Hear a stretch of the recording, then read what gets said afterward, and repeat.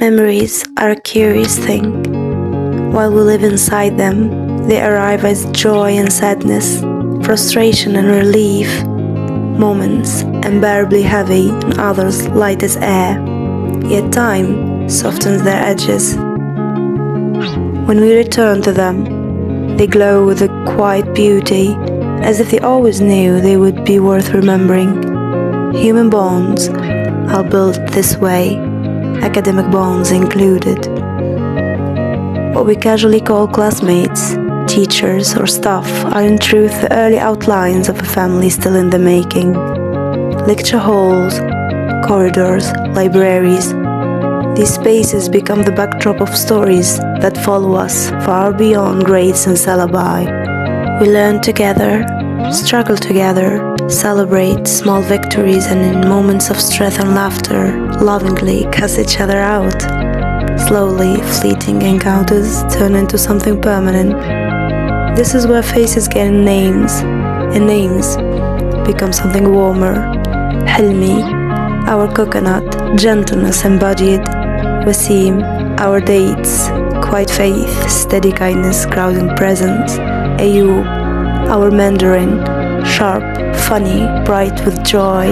And me, Luza, Almond, named for the almond tree in our faculty, our chosen meeting point. Beneath its branches, we gathered again and again, talking, laughing, overthinking life, sharing silences. That tree became sacred, not by history, but by habit, by us. New bonds found their way into Nurshen, warmth, softness, light, a true girly pop, soul I was lucky to meet. And our third year Constance, Aya and Ghaith, whose brilliance and energy made the circle feel whole. These names are not additions, they are threads. And for us, literature students, what an adventure this has been. Years spent traveling without moving, crossing centuries and continents through poems, novels, plays and theories. We lived many lives within 1 degree, from rich and American tradition to Russian depth, French introspection, Arabic lyricism, Chinese wisdom, and Japanese quiet restraint. Literature taught us a simple truth. The world is vast, yet deeply connected. Across cultures and histories, the same emotions return. Love, grief, longing, hope. Somewhere, someone has felt this before and left words behind to say, I understand. And to our teachers, the quiet lanterns who held light when our paths blurred and our confidence wavered. You never stood above us, only ahead of us, guiding gently. Professor Adil Sliti, with you we crossed oceans and eras. Poetry became pulse, history became breath. You taught us to feel language, not to just study it. Professor Abdul Qadir Birhid, theory came alive in your class. Criticism became brave, curious, and deeply connected to life. Professor Osama Ayara, you taught us patience, how memory plays and silence speak, and how meaning grows when we truly listen.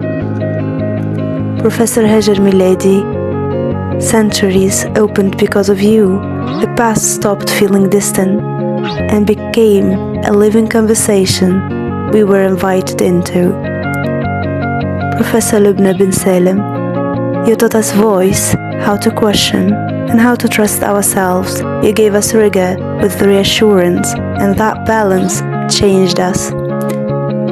Professor Nadia Constantini, you taught us to read slowly, attentively, tenderly, to feel language while thinking critically. Your calm strength and belief in us left marks far beyond the classroom.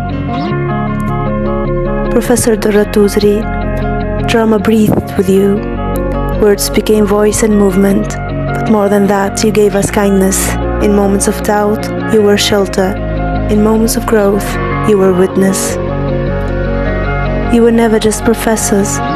You were guides, family by presence, people who saw us as humans finding their way. You carried us through uncertainty, fear, and becoming. Oh, Captain, my Captain, not goodbye, but thank you. Your light remains long after the classroom empties, guiding us wherever we go.